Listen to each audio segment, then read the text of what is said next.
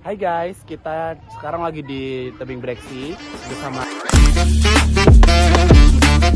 saya Novan sama ini Bagus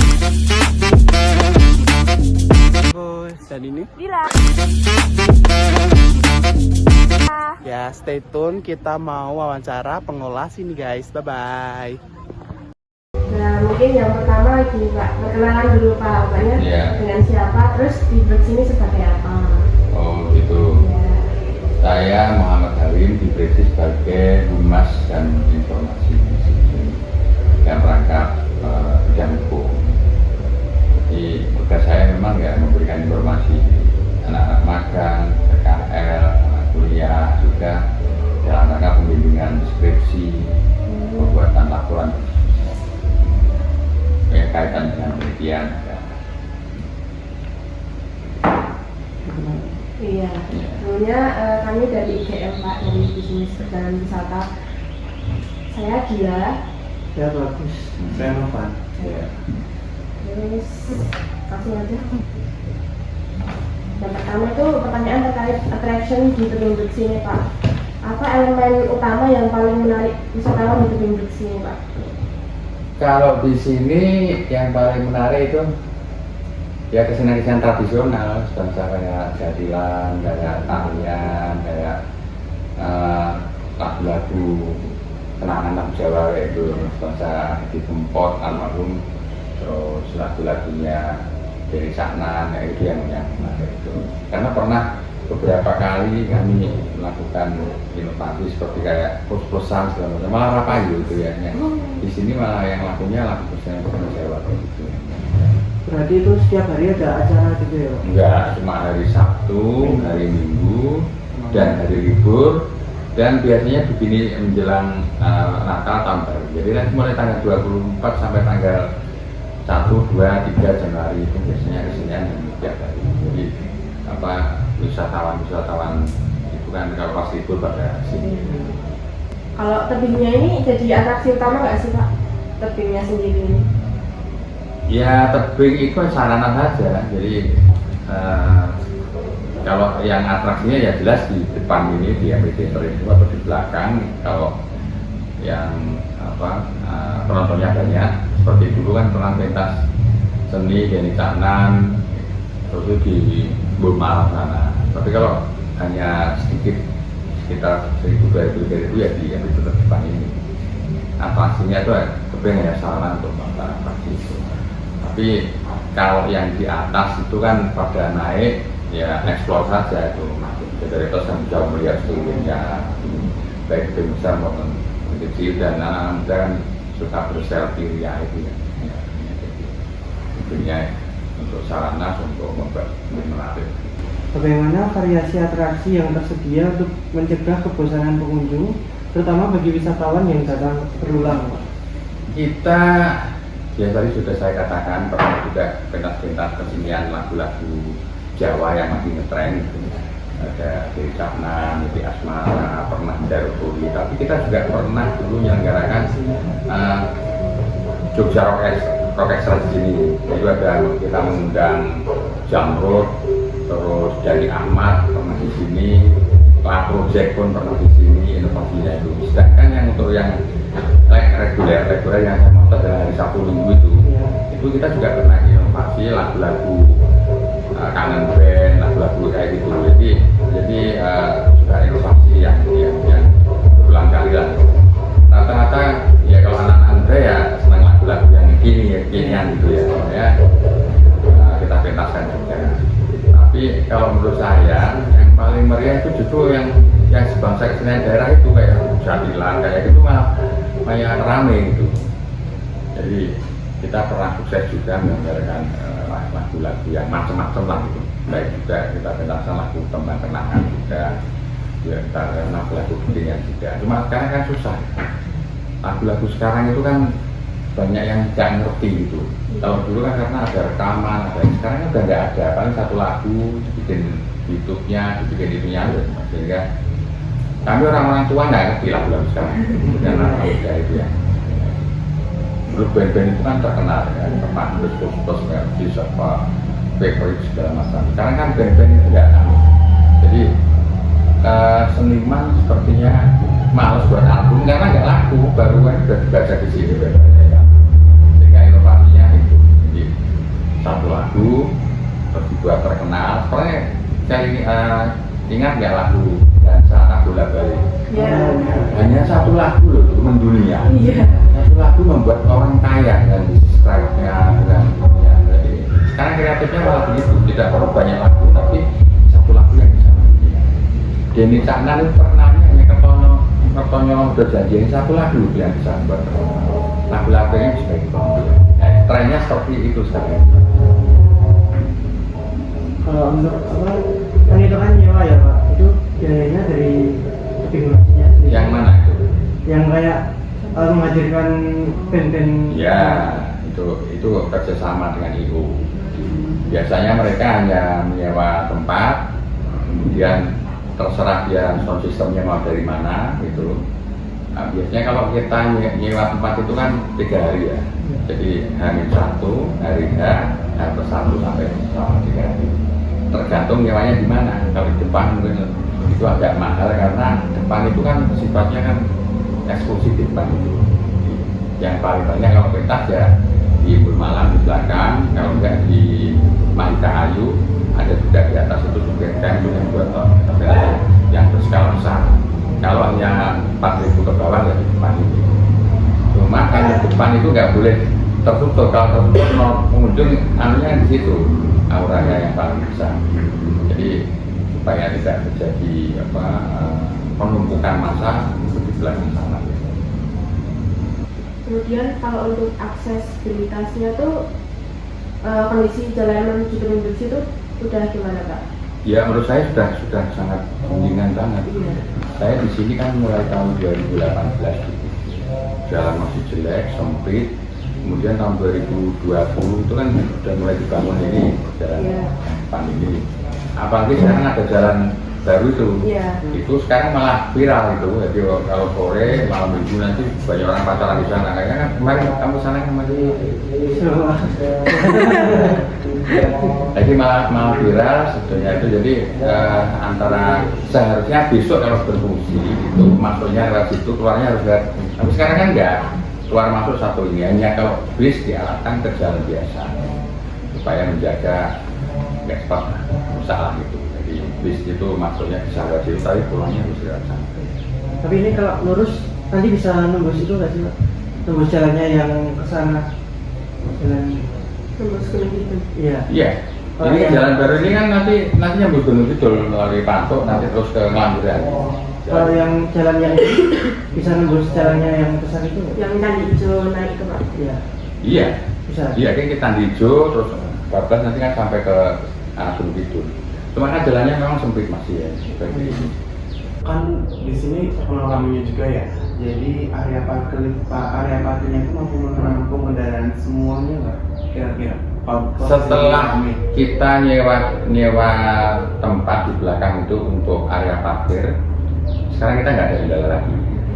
Dulu kalau bis masuk itu katakanlah dulu maksimum 60-an bis ya.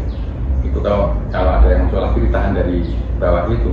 Kita punya tempat sebelum masuk itu ada nyewa area gitu. Tapi setelah dibangun di belakang itu tambahan untuk parkir, sekarang mungkin 100 bis bisa masuk. Ya, kita ada di depan, di belakang itu kan luas kok, di Malang itu luas banget. Dengan catatan tidak dipakai untuk pentas. Jadi bisa 100 bis masuk, yang di depan ini mungkin sekitar 50, samping itu sama belakang itu bisa. Sehingga kendala untuk masalah parkir hampir tidak ada lagi. Kemudian apalagi motor sudah dimanapun sudah bisa masuk. Jadi untuk parkir tidak ada kendala. Makanya itu wisatawan atau bis besar itu kalau udah breksi kan nggak mikir parkir, nyantai aja dia, bisa masuk karena luas kan. Area breksi ini semula kan 6,2 hektar. Saat ini sudah mungkin 8 hektar lebih. Nah, karena kita sewa lahan parkir di belakang sama yang di supir camp itu tidak bisa untuk parkir motor, mobil tidak bisa naik ke atas. Jadi, tapi itu belum pernah digunakan karena area parkir masih cukup. Kalau aksesibilitas untuk wisatawan yang di Papua itu gimana Pak? Ya ini memang kendalanya kalau di sini kan wisatawan itu yang orang-orang setengah tua sama orang muda ya. Kalau untuk ibu-ibu atau difabel biasanya ya harus ada yang nolong gitu. Kan dilepas sendiri kan nggak bisa. Atau langsung bis meluncur ke belakang, langsung parkir di area Malang di situ ada restoran cabin space dekatnya, kemudian balkon desk parkirnya di situ. Kalau bis-bis yang 2/3 masih bisa, tapi kalau bis besar harus parkirnya di Malang. Kalau bis 2/3 bisa parkir di balkon desk bisa, dan orang-orang tua atau difabel ya nanti di situ aja gitu. Karena daerahnya kan naik turun begini ya, sehingga kita memang belum. Yang kedua, kita kekurangan untuk area mainan anak-anak. Harus kita akui ya, kita belum punya taman bermain segala macam. Ada pemikiran di belakang dulu mau dibikin taman dinosaurus, tapi ternyata investornya ya nggak jadi gitu loh. Jadi ya sampai sekarang ya belum itu.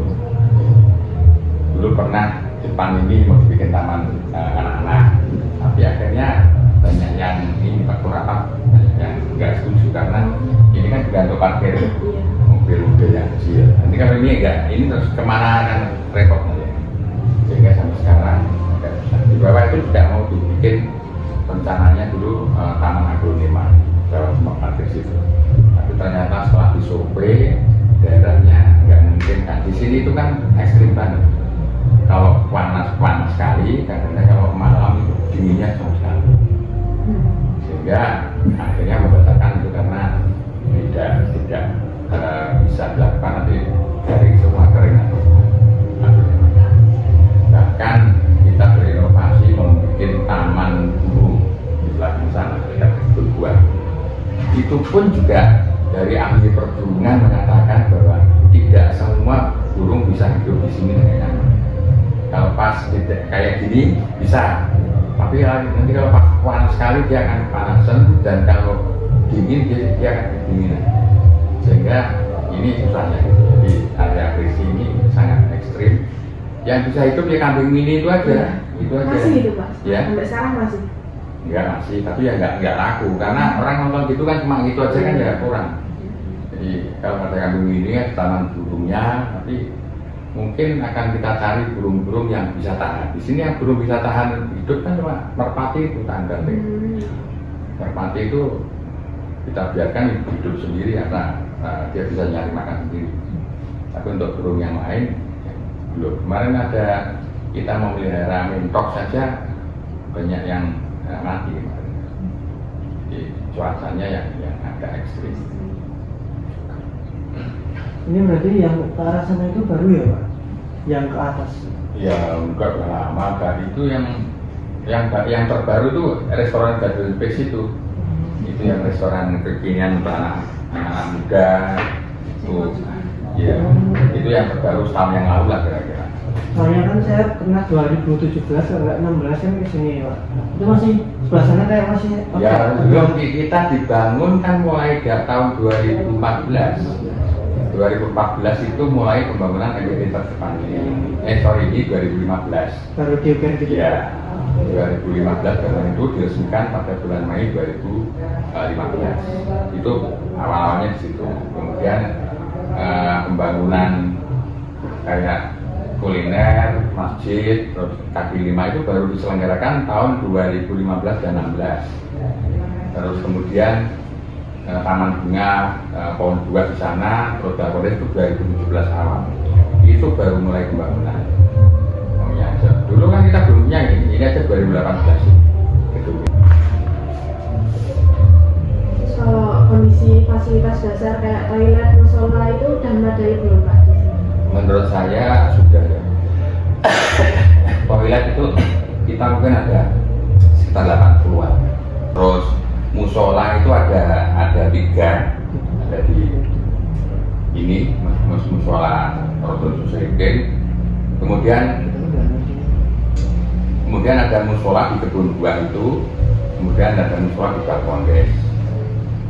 Terus untuk toilet sudah ada di mana-mana. Jadi saya rasa kalau soal musola itu ada cukup. Walaupun kalau mau ditambah ya nggak apa-apa. Terus kalau untuk kios yang di pinggir sini itu Pak, itu apakah terkelola dengan baik Pak? Kios yang di mana, Pak? Yang di atas ini sama yang di bawah parkir bus itu?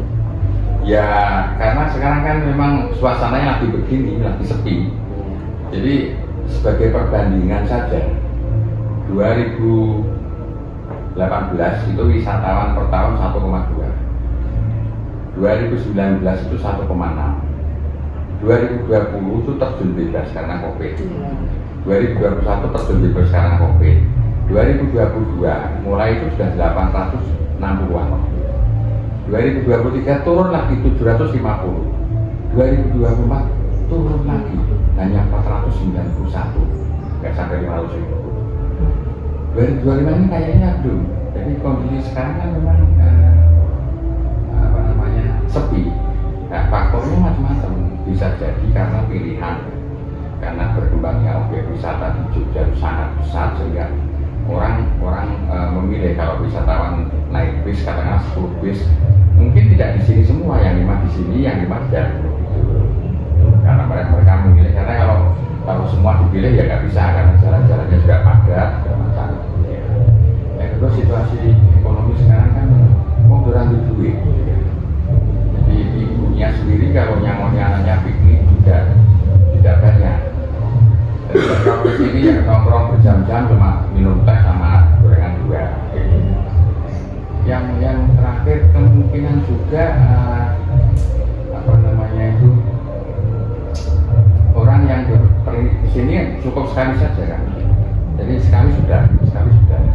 Makanya itu perlu inovasi yang supaya menarik minat wisatawan. Tapi saya justru mau minta saran masukan pada para anak-anak magang ataupun pengunjung harus seperti apa. Kita sudah melakukan terobosan, tapi ternyata garden space itu kita kelola dengan baik pun masih belum untung. Di Kopi Breksi sekarang sudah mulai sepi. Apa yang kurang itu, dan nampaknya juga orang juga mulai berpikir di Breksi lah, rasa maam mungkin kurang enak atau gimana. Nah, ini juga integrasi bagi kita juga. Pentas-pentas pun ya yang berdaya juga sudah lama nggak kita laksanakan. Habis lebaran kemarin kita mencoba mendapatkan Darbowi, padahal tiketnya yang murah sebenarnya 40.000, tapi ternyata H-7 itu hanya 1.000 sekian orang yang beli tiket. Akhirnya kita rasakan, akhirnya ya seperti ini akhirnya ya, karena berbagai macam cara yang kita lakukan, tapi ternyata belum berhasil juga. Jadi nggak tahu juga apakah apalagi ini. Bayangkan saja pada bulan September itu wisatawan per bulan cuma 15.000, jadi sehari cuma 500. Oktober kemarin naik menjadi 18.000, padahal dulu masa jayanya per bulan rata-rata bisa 30.000. Dan kalau 1 juta saja per tahun, itu kan berarti per bulannya berapa?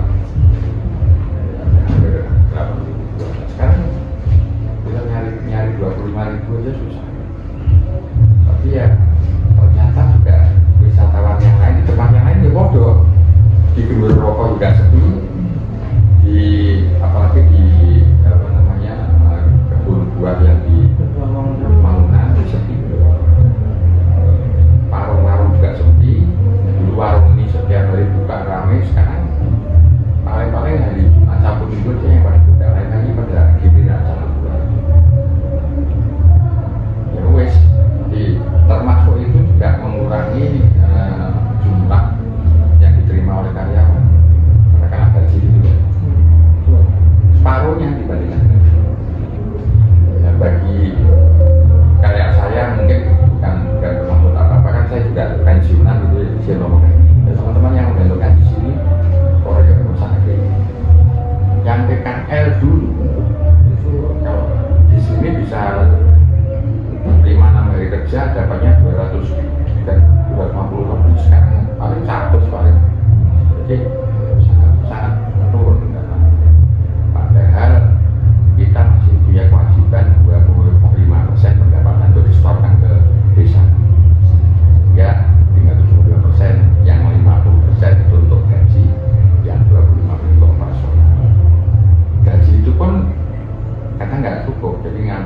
ini kita masih punya dulunya zaman kita masih sugih. Itu ada dana cadangan yang bisa kita gunakan. Nah, kalau ada pentas yang menyewa tempat, itulah yang akan menambah keuntungan. Karena sewa tempat selama 3 hari kalau ada pentas itu ngumpul itu ngumpul tapi ini kan nggak disewa. Akhirnya seperti ini. Aku paham daripada di rumah pada bengong gitu. Ini berarti dikelola swasta ya? Ini yang mengelola ya swasta tapi di bawah pembinaan BUMDes. Ya. Jadi kayak bahasa UPT lah. Untuk pertanyaan selanjutnya Pak, bagaimana jumlah dan kondisi tempat sampah serta sistem pengelolaan sampah di Trimursi? Kalau menurut saya di sini kebersihan tidak kalah dengan yang lainnya. Bisa dilihat sampah itu tiap bulan kita ada gerbek sampah, semuanya yang ada di sini membersihkan barang-barang. Kemudian sampah juga tiap hari pagi sore juga dibawa ke tempat pembuangan awal. Di situ juga ada dipilah. Jadi ada kota di situ untuk yang organisator tadi sudah dipilah semenjak ditutupnya piungan, kita harus mengolah sendiri. Kayak kemarin mereka dari mana ya? Ketemu nggak yang saya tugaskan dari API yang saya tugaskan untuk membuat SOP masa persamaan itu kita tugaskan untuk persamaan. Jadi sama sudah dibilang antara organisator dan kita juga kalau yang bangsa botol-botol plastik ini kan ini jadi duit semua. Jadi relatif sudah bisa kita kelola. Sehingga yang lainnya sudah kita memang belum punya katakan mesin pengepul sampah. Itu harusnya kan tertutup. Tapi ya, dengan dilarangnya ditutupnya piungan kita jadi kreatif lah. Mengelola sama sendiri. Dan kalau kebersihan saya rasa cukup baik lah. Kalau kita itu masuk ke objek wisata yang dilihat pertama ini kan tempat kalau kita masuk kamar mandi ini pesing orang berpikir wah apa fenomena tapi di sini menurut saya cukup lumayan. Coba lihat di daerah dapur gunung itu yang di Depok di Padang ini menurut saya cukup bersih.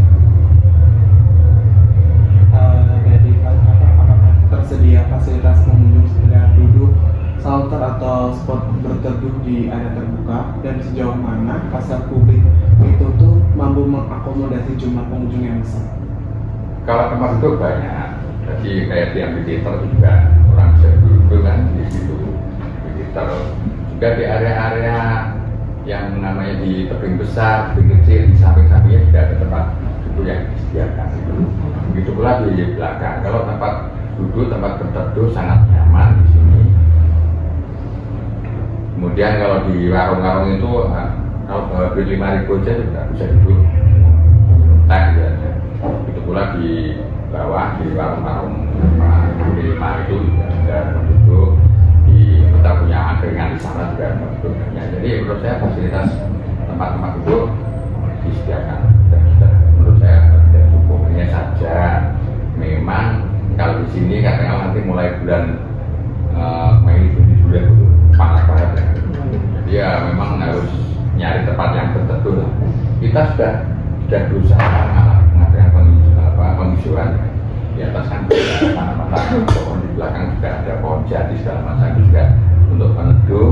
Di samping itu juga untuk biar nggak gundul lah gitu supaya yang tidak kalah penting ada sekitar 300 pohon buah yang di utara tebing itu sebelahnya Garden Space itu. Nanti 5 tahun mendatang itu akan menjadi tempat berteduh yang sangat indah. Sekarang sudah mulai hanya saja memang saya pernah ditegur waktu itu dengan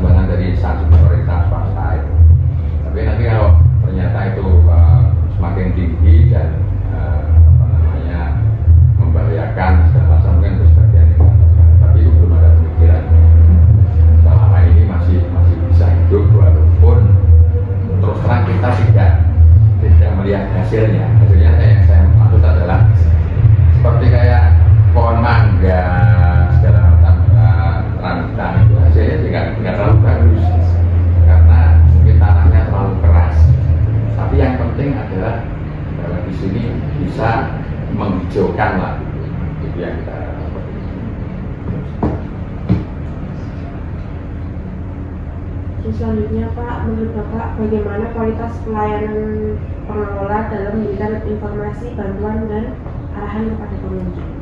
Ya, kalau itu yang bicara yang pengunjung seharusnya.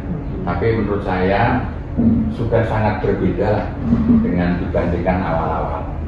Dulu awal-awal kan orang yang semula, ini kan mantan penambang semua kan, yang dijadikan pengelola objek ini kan sebagai mantan penambang. Kecuali yang cewek-cewek itu kan pendaftaran akhir ya, lamaran akhir. Awalnya dulu kan ini laki semua itu. Saya masuk tahun 2018 itu lanang kabeh kan itu. Itu kalau parkir itu salah sedikit itu. Sana, Pak mau bikin kan? Sekarang sudah. Dulu saya tiap malam Rebu pas kumpulan itu saya memberikan materi supaya bagaimana cara melayani wisatawan dengan baik, bagaimana membuat wisatawan betah, bagaimana. Tapi sekarang kan sudah mulai. Dulu kan konsultan kangelan dulu, karena mantan penambang, mantan orang-orang batu, tukang batu, nah sekarang sudah mulai. Menurut saya sudah mulai baik. Ya kekurangannya kita tidak punya tenaga yang bisa melayani bahasa Inggris dengan baik. Bukan kita nggak berusaha, sudah berusaha disuruh kursus ora gelem, ngundang guru yo datang pertama orang 30, terakhir tinggal 3 orang. Sehingga kekurangan kami di situ, SDM yang bisa berbahasa Inggris itu hampir-hampir tidak ada dan sangat kurang. Mau merekrut karyawan yang berbahasa Inggris kasihan. Jadi dia nongkrong di sini karena di sini memang wisatawan yang banyak wisatawan Nusantara. Dalam sebulan misalnya katakanlah 15 atau 20 ribu pengunjung, itu wisatawan yang mancanegara paling hanya 10 orang, 15 orang. Itu pun dari ASEAN, dimana kalau orang ASEAN orang Malaysia bahasa Indonesia juga. Jadi memang di sini memang targetnya wisatawan Nusantara. Kalau wisatawan mancanegara itu tertariknya kan mungkin ke museum, ke laut gitu ya mungkin ya. Di sini tidak terlalu tertarik kecuali penelitian batu segala macam ada juga. Tapi kan tidak setiap bulan. Sebulannya memang di bawah 10 kok wisatawan. Sehingga kalau kita mau merekrut tenaga yang berbahasa asing ya rugi. Tapi mereka sudah paham. Para TL itu kalau membawa wisatawan dia membawa gayanya juga. Karena saya pernah diwawancara dari majalah, dari CNN juga. Di bahasa Indonesia mereka yang menerjemahkan. Saya bahasa Inggris ya radong gitu, jadi tidak banyak yang saya.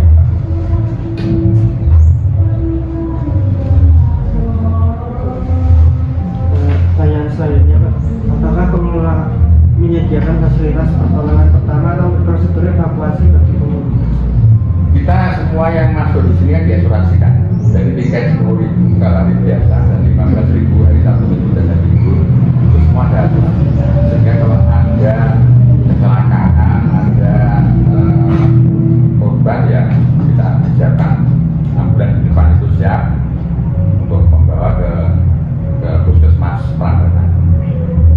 Jadi sudah kita siapkan, tapi alhamdulillah ya tidak pernah ada yang terjadi. Kemarin Pak pernah ya karena kurang hati-hati dia keselio jatuh dari tebing kecil itu, kakinya sobek, ya kita bawa ke puskesmas, kita biayai. Cuma karena kalau nggak salah itu dari 10.000 itu kan cuma asuransinya sehingga maksimal yang bisa kita bayarkan ya kalau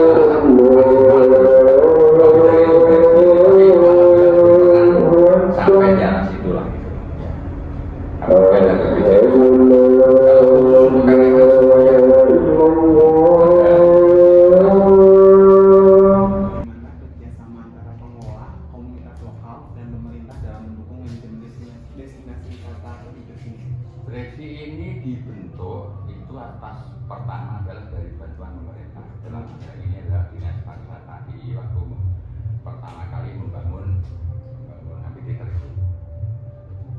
Adanya seleksi ini juga atas jasa baik Pak Lurah. Waktu itu Pak Mujimin namanya. Itu yang memberikan tanah ini untuk dijadikan objek. Awalnya tanah ini adalah tanah bungkoknya Pak Lurah. Tanah bungkok itu tanah yang diberikan kepada Lurah selama beliau menjabat. Kemudian karena ada keputusan kawasan ini termasuk geoheritage pada tahun 2014, akhirnya tidak boleh ada penambangan lagi. Kemudian rembuk desa yang diinisiasi oleh Dinas Pariwisata, akhirnya dari tanahnya Bengkok ini dialihkan menjadi objek wisata pada tahun 2015, tepatnya di launching itu tanggal 30 Mei 2015.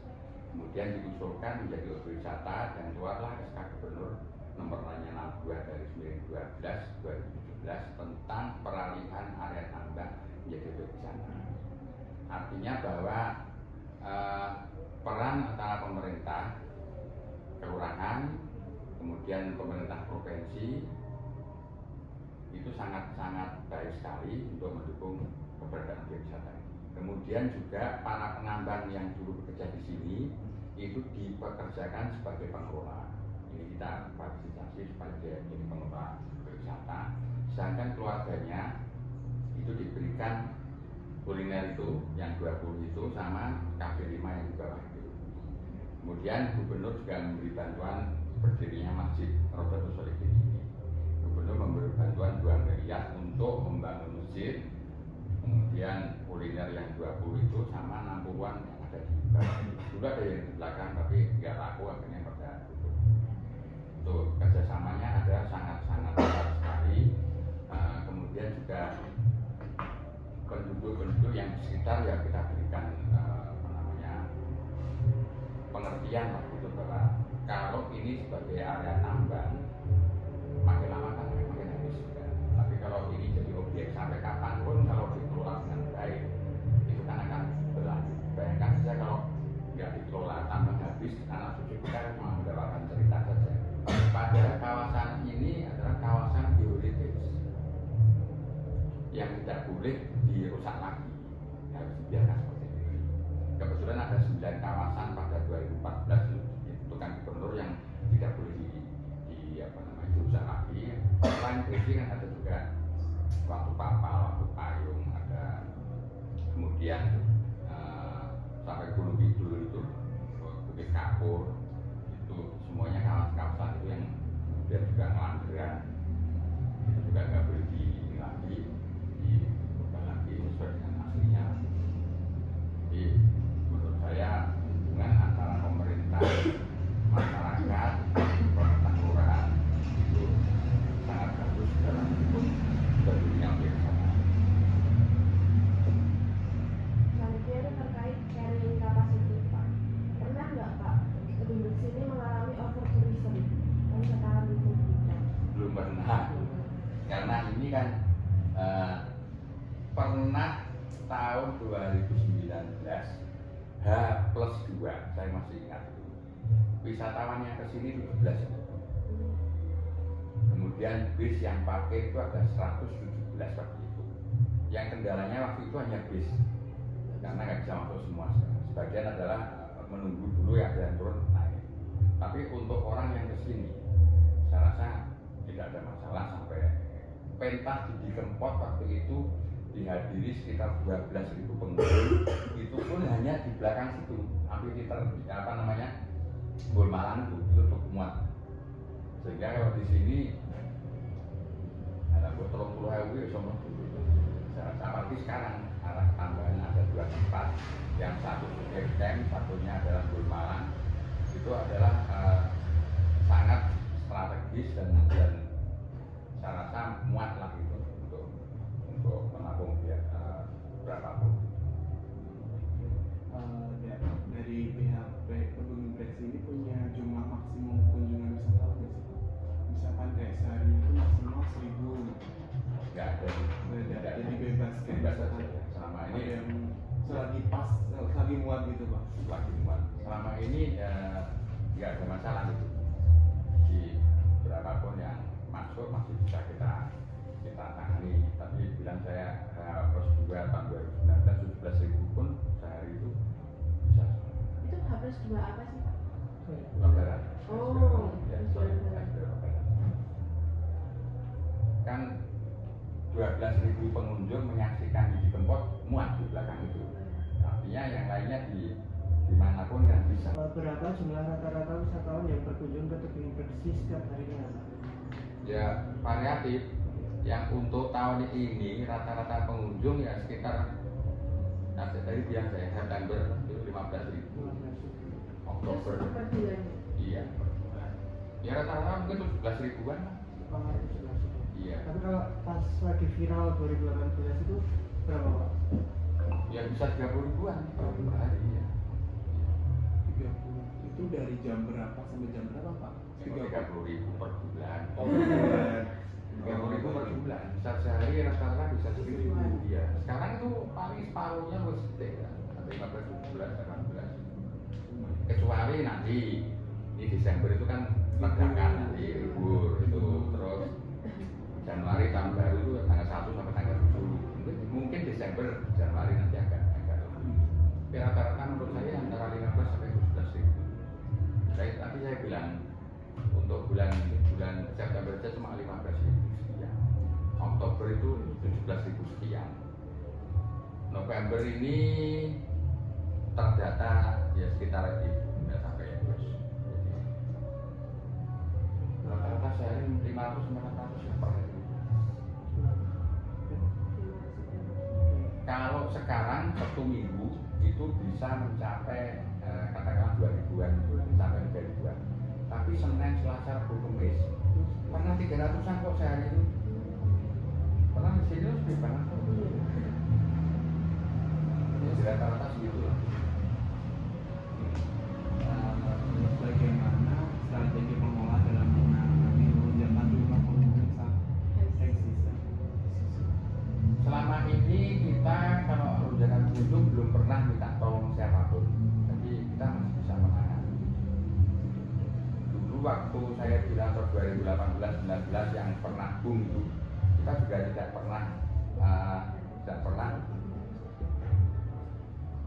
pernah minta pertolongan pada siapapun, kita masih bisa menangani.